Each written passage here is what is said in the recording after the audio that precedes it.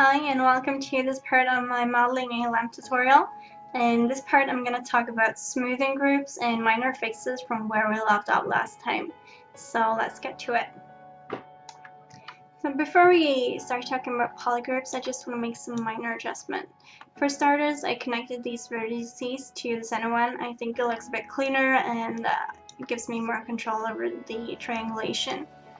But not truly important, but something that might be worth doing. Now if we're going to the front view, we can see that the lamp is also a bit too far underground, so I'm just going to click and drag over all these objects and it's going to select everything that's visible in the viewport, and I can just move that up a bit.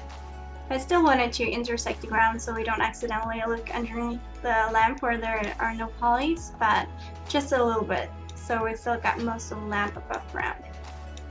And the final thing is that we detached this part of the lamp, so I would just want to reattach it to this one just to make it easier, because a good rule is that if it's attached in real life, it should be attached in 3D. So I'm just going to attach here and then right click to get rid of the tool. The attach is under geometry, and then I'm going to press 1 to go into vertex mode. Click and drag all of these vertices here. Alt click if I accidentally select. And before that, I'm just going to show you. If I move this down, you can see there is a gap. So that's what I'm trying to fix. So if we select these vertices and press weld under vertices, it's going to weld these together.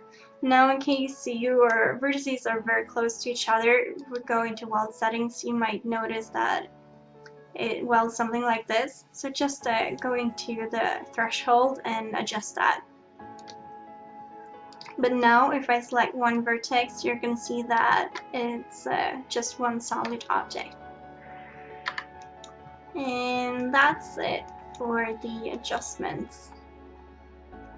Now we can actually start working on the polygroups. So let's start with the base. I'm going to press 5 to select the entire object. Just to get a good result, I like to start with a clean slate, so just press 4 and then scroll down to polygon smoothing groups and clear all. So that's going to reset all smoothing groups. So if we just remove the wireframe, you see that we can see every polygon pretty much. So I'm just going to select the entire object again, go into 4, and then we can just place the entire object in polygroup number 2. Then we can start going in and select these bevels because we want the hard edges. If it was an organic object, we might want to keep everything in the same polygroup, but this is a metal object with hard edges, so we want to mimic that. So just select all of these, and if we accidentally select something, just alt click and drag and that will be deselected. So press number 2 again, so it's no longer blue, so it's free from polygroups, and press 3. And now if we press 4 and F4 and just to select, we can see that it's looking nice and clean. We got clean edges and everything is smooth where it's supposed to be. So let's do the same thing with this part. Just select the entire object and then press 4 and go and clear all, and then just set it to 2. I find it a good thing to just avoid the first one because it's often used by default, so just start with number 2. And then we can go and select, press F4 so we can see our wireframe, and just select these. Now this bend, we want it to be just one smoothing group so we get a nice smooth bend. And just select the bubbles. Again, I'll click and drag if you accidentally select. And also this one here.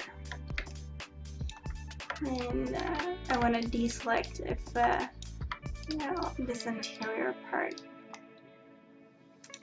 So now just press 2 again so it's not blue, and press 3 so it's its own smoothing group. And I also just want to make final adjustment a bit wider. One thing to think about when you place your loops is that they should affect the silhouette. If it's not affecting the silhouette, don't put it there, then it's no good. So if we just remove the wireframe, you can see that it's looking pretty good. Now you can still see some triangulation and weird artifacts, but it's part max that is not real good at rendering, and part that our poly count is pretty low. So depending on what you're going for, you might want to add more loops or even less if you don't need as many. So let's just check the lamp and go in and do the same thing with that one. So we can just stay in the object mode and just press 2, so it's in its own smoothing group. And press 4 for just deselect everything, press P, and if you find yourself outside of the viewport so you can't see anything, just press Z for zoom, and it's gonna zoom you right back. And that is it for smoothing groups. If you enjoy this, please subscribe. I hope you learned something new, and I hope I'll see you next time. Bye.